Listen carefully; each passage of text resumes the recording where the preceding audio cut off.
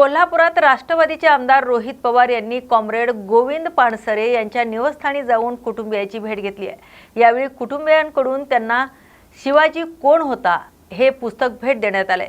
याविषयी प्रतिक्रिया देत आहेत रोहित पवार हे यांच्यासमोर बसावं लागलं की कुटुंबियांनी देखील भूमिका मांडली। एफआयआर तर आता या सगळ्या आग्रहानंतर दाखल होईलच, मात्र अपेक्षित कारवाई होईल असं वाटतं का? एकूणच ज्या पद्धतीने दाखल करण्यासाठी एवढे त्रास करून घ्या। इथं तर 1.5 तास बसलोय। अजित दादांच्या बाबतीत एफआयआर व्हावा यासाठी गेले 3 महिने आम्ही झटतोय।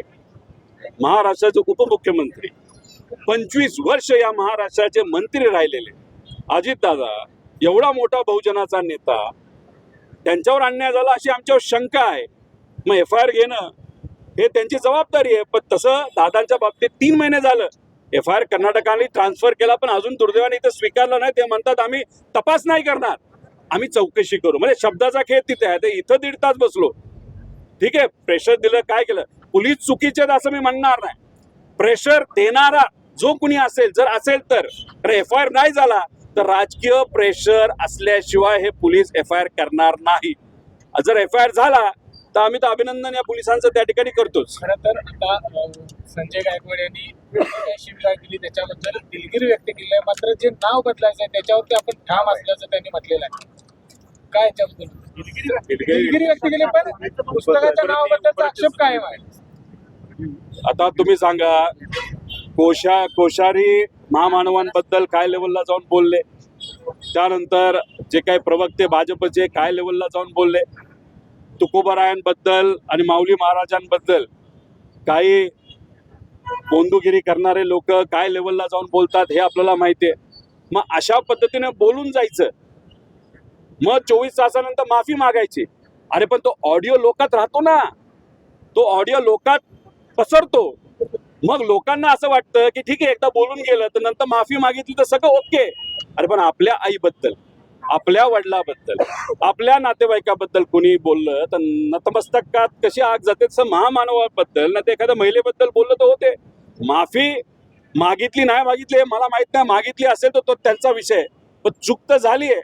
मग त्याच्यावर काय ना काहीतरी कारवाई ही पोलिसांकडनं झाली पाहिजे, सरकारकडनं झाली पाहिजे। नाहीतर आता तुम्ही एका बाजूला नारी शक्ती म्हणता, नारी शक्ती करून तुम्ही रस्त्यावर उतरता, 2-2 तास 3-3 तास ट्रॅफिक अडवता। बरं, नारी शक्तीच्या विरोधात बोलणारा हा जो कोणी माणूस आहे हा आमदार नंतर, पण महाराष्ट्राचा नागरिक पहिला आहे। मग उद्या जाऊन जर लोक म्हणायला लागली अरे नाही काय होत नसतं, बोललं चालतं, नंतर माफी मागायची, हे प्रथा योग्य नाही। एफआयआर तर झाला पाहिजे, त्या एफआयआर पद्धतीने त्या ठिकाणी कारवाई सुद्धा झाली पाहिजे। नावाचा विषय मला त्यांना एवढंच सांगायचंय, 72 पानं आहेत, तुम्ही वाचली असतील तर एकदा वाचनासाठी तुम्ही या। बुलढाण्यामध्ये 28 तारखेला वाचनाचा कार्यक्रम आहे, मोर्चा पण आहे, वाचनाचा पण कार्यक्रम आहे। तिथं तुम्हाला छत्रपती शिवाजी महाराज कसे समजले? आता तुम्ही सत्तेत आहात, मग तुम्ही छत्रपती शिवाजी महाराज आणि सर्व महामानवांचे विचाराने चालला आहात का? तसं असेल तर या राज्यामध्ये दररोज 8 महिलांच्या विरोधात तिथं अन्याय होत आहेत। दररोज 5 शेतकरी आत्महत्या करत आहेत। मग छत्रपती शिवाजी महाराज खरंच तुम्हाला समजले असतील, तुमच्या नेत्याला समजले असतील तर या गोष्टी या महाराष्ट्रामध्ये झाल्या नसत्या।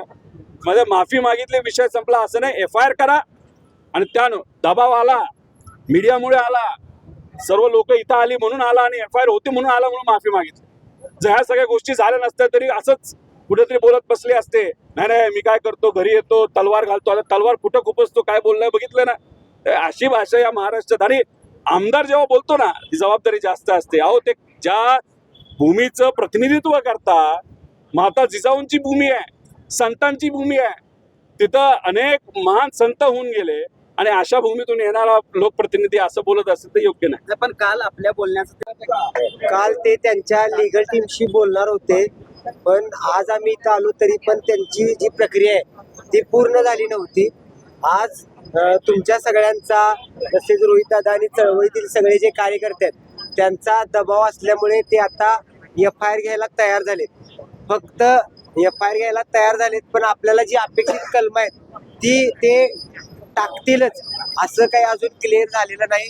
ते थोड्या वेळात आपल्या सगळ्यांना क्लिअर होईल। दुसरा दिलगिरीचा जो विषय आहे, त्यांनी जी दिलगिरी व्यक्त केली आहे ती मला वैयक्तिक मान्य नाही, कारण की हा माझा फक्त वैयक्तिक विषय नाही, त्यांनी छत्रपती शिवाजी महाराजांचा सुद्धा अपमान केलेला आहे. आणि ज्या पानसरेंमुळं मी या चळवळीत आलो तर त्यांचा सुद्धा अपमान केलेला आहे. त्यामुळं कुठल्याही परिस्थितीमध्ये आम्ही त्यांना म्हणजे शेवटपर्यंत, जोपर्यंत त्यांच्यावर कठोरात कठोर कारवाई होत नाही तोपर्यंत हा विषय आम्ही सोडणार नाही. अजून सगळ्यात महत्त्वाचं आपल्या माध्यमातून मला सांगायचं आहे, कारण की ते वारंवार खोटं बोलतात. मी आत्ताच त्यांची थोड्या वेळापूर्वी दिलगिरीची बाईट बघितली. हे पुस्तक तुम्ही झूम करू शकताय. या पुस्तकाच्या मुखपृष्ठावर पानसरेंचं नाव आहे. ते तरी सुद्धा प्रेस कॉन्फरन्समध्ये म्हणतात की याच्यावर लेखकाचं नाव नाही. तुम्हाला हे दिसेल, मुखपृष्ठावरच नाव आहे. त्याच्यानंतर ह्याच्या आत सुद्धा या पुस्तकाचे जे लेखक आहेत गोविंद पानसरे त्यांचं नाव आहे. आणि हे सोडून आत 3 ठिकाणी पानसरेंचं नाव आहे, तरी सुद्धा तेच म्हणतात की या पुस्तकावर नाव नाही. मी डायरेक्ट प्रशांत आंबीला फोन केला, म्हणजे प्रशांत आंबी का प्रकाश आंबी अजून सुद्धा बहुतेक त्यांची अजून उतरलेली नाही आहे, त्यांना माहीत नाही. आणि भविष्यामध्ये माझ्या पुस्तकावर त्यांना फोन करायचा असेल धमकीचा, तर हे माझं पुस्तक आहे. ह्या पुस्तकाच्या संबंधी फक्त त्यांनी वाचावं, आणि आत काही त्यांना शंका असेल, अजून काही त्यांना आक्षेप असेल, तर ह्या पुस्तकासंबंधी लेखक म्हणून कायदेशीर मार्गाने मला काय कायदेशीर नोटिसा वगैरे पाठवायच्या असतील तर त्यांनी पाठवाव्यात. आणि आज FIR होते. मी तुमच्या सगळ्यांचं आभार मानतो, कारण तुमच्यामुळं आणि जे कार्यकर्ते माझ्या पाठीमागं सामाजिक कार्यकर्ते उभे राहिले त्याच्यामुळे हे शक्य झालं. मी परत एकदा तुमच्या सगळ्यांचे आभार मानतो. धन्यवाद.